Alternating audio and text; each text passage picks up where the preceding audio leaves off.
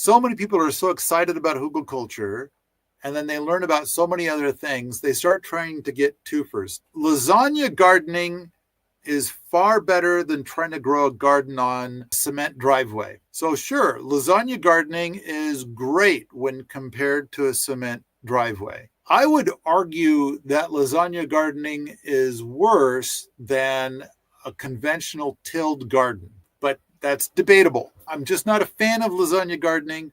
At the same time, mixing these two is a bad idea. But the main reason is that whenever you have this layer of compost or manure or something green, like maybe hay or something like that, and it starts to go into an anaerobic state, then it will gley. This gley layer repels water.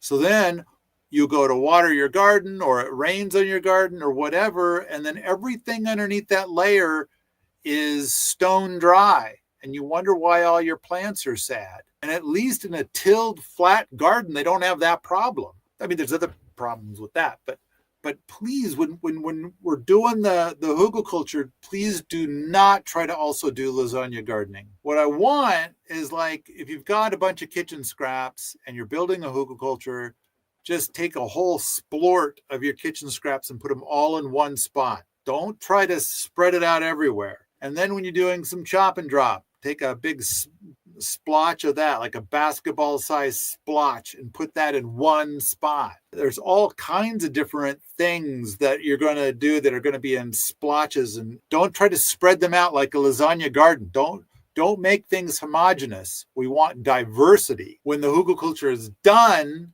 your growies start to put their roots down in. Some of your growies that are very nitrogen hungry will find those nitrogen hot spots. And then the growies that are a little nitrogen shy will avoid those nitrogen hot spots. And then if you threw a bunch of wood ash in a spot, growies that like things to be a little bit more alkaline will love that. And growies that don't like that and prefer something a little more acidic will stay away from there. Again, it'll create diversity inside of the hugelkultur if you have it nice and splotchy. At the same time, when it rains, there's no point that's going to create a gley layer that will repel the water. And so it can continue to absorb the water as we go.